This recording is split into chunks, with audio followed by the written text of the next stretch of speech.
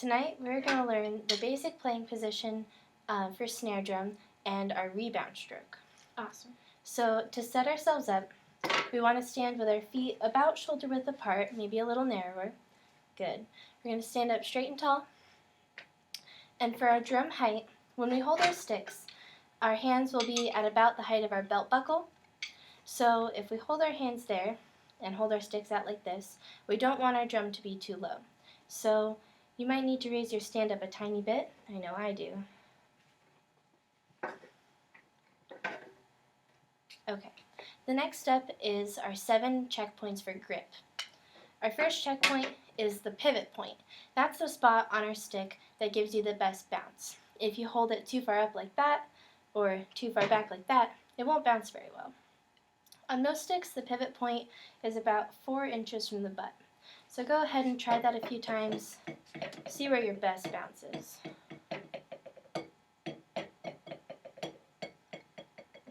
That looks great. Okay, our next checkpoint is the fulcrum. That's the point that allows our stick to rotate in our hand. Our fulcrum is formed by putting our thumb on the stick like that, and then our meaty second knuckle of our pointer finger goes opposite our thumb like that, and then the side of our thumb and our pointer finger are going to touch like this. You don't want to grip it too hard. Imagine there's a little ladybug living in between your thumb and your pointer finger, and you don't want to hurt our ladybug. Okay, next we have our back fingers. They should be wrapped pretty loosely around the butt of the stick. You don't want to squeeze too hard or you won't get any rebound, but if they're out like this, it'll bounce too much. So, for our back fingers wrapped pretty lightly around the back of the stick. Good. Next, we want to make sure that the butt of our stick is coming out about halfway down the heel of our hand. So if you hold your hand up like this, it should be about halfway down. Right. Our next one is, let me check. Okay, the next one we want to keep our palms or the back of our hand parallel to the floor. We don't want to be drumming with our thumbs up in the air like this, and we don't want to contort our wrist too much. So if you keep the back of your hand parallel to the floor, that should be a good angle. Next, if you want to get your other stick in your hand and match that pivot point,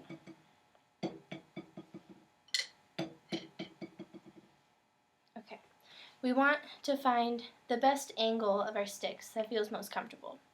Most people find that a 90-degree angle or slightly less than 90 degrees is our best position.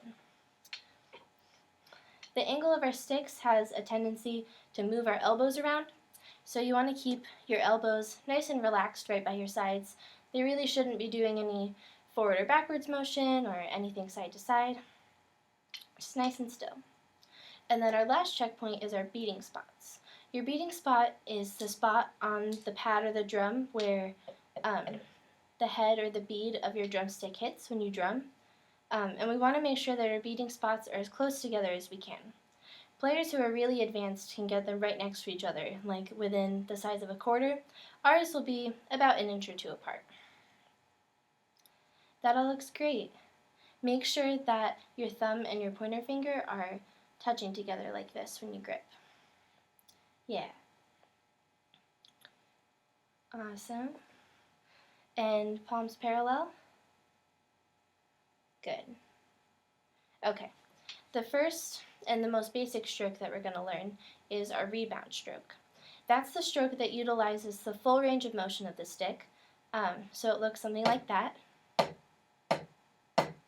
When we use our rebound stroke, we don't want any of the motion to come from our elbows or from our shoulders. Those will both stay still, and the primary motion comes from your wrist in an up and down motion, sort of like you were knocking on a door. Go ahead and try little rebounds. Yeah, nice good wrist motion, Kate. And the point of our rebound stroke is to make sure that everything is really fluid and connected.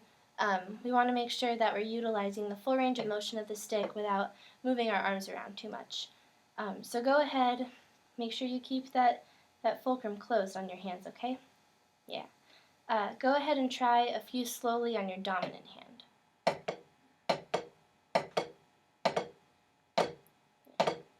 On these, you don't want to try and control the bounce too much.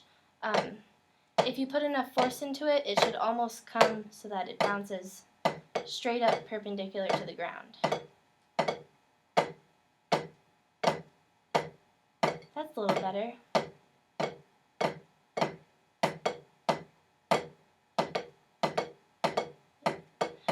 Remember not to try and control it too much, and make sure your pinkies don't come flying out like we're drinking tea.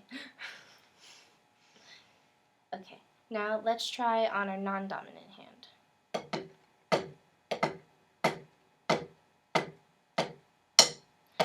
When you come and rebound up off the pad, try and move your wrist a little more vertically so that your stick comes all the way up, just like that.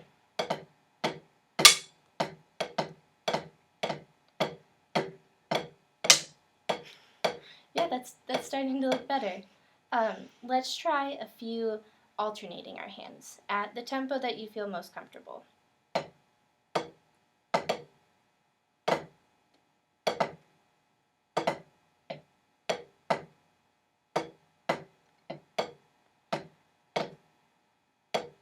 Make sure that when you hit the pad, you don't, like, I guess, loosen your grip too much. It almost looks like you're trying to throw the stick down onto the pad, and we want to make sure that it rotates at the fulcrum. Does that make sense? That's a little better.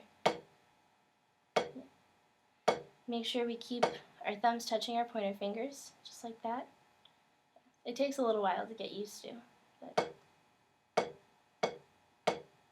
that looks better. Try your best to get that full range of motion on the stick. Yeah. That's it. Yeah. It should be pretty relaxed. You want to make the motion as efficient as possible. I like the force that you're using to hit the pad. Don't try to control when it bounces up so much. Use that same kind of force and just let it fly all the way back up.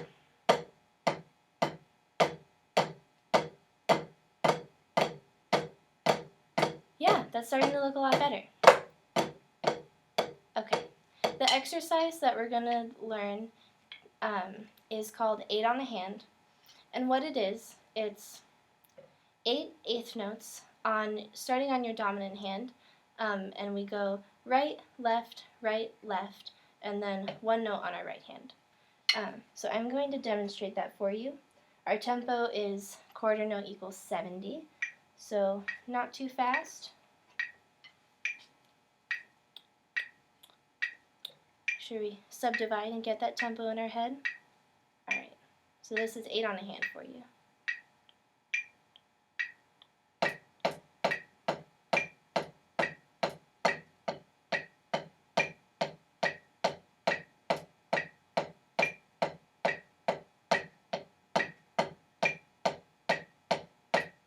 Does that make sense? Mm-hmm. Okay, let's try that together.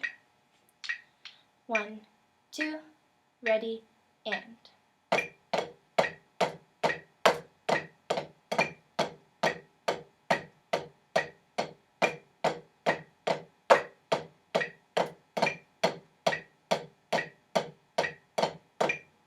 Yeah, I really like the height of your stick when you're not using it.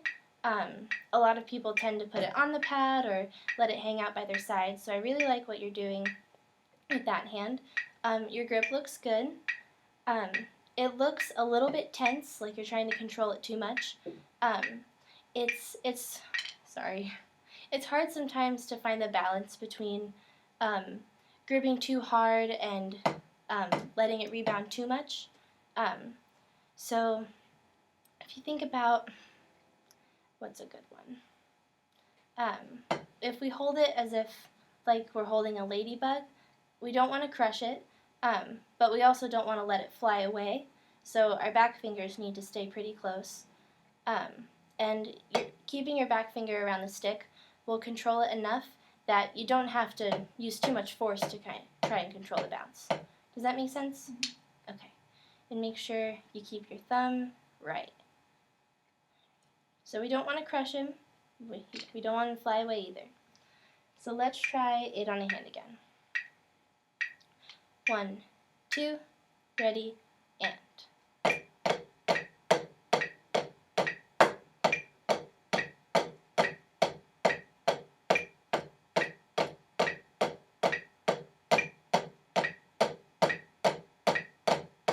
That looked better.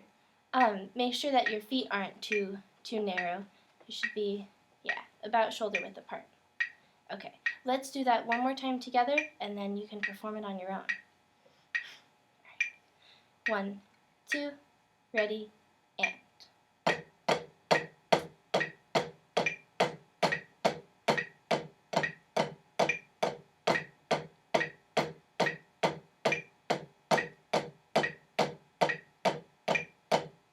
Awesome, Kate. All right. If you need to, take a minute and go over what we learned, or relax, get your grip back in place, and then we'll do 8 on a hand one more time.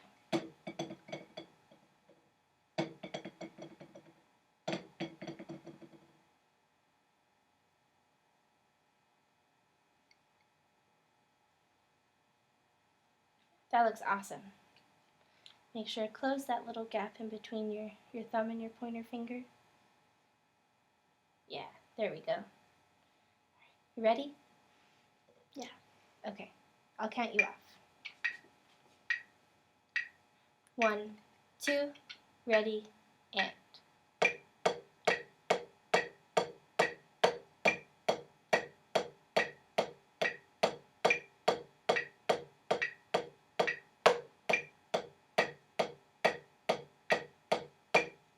Yeah, you've already improved so much in just this few minutes. I also really liked your awareness of the tempo. You started to rush a little bit, and then you seemed to rein it in, so good for you. And that's all we have tonight, so thank you so much. Thank you.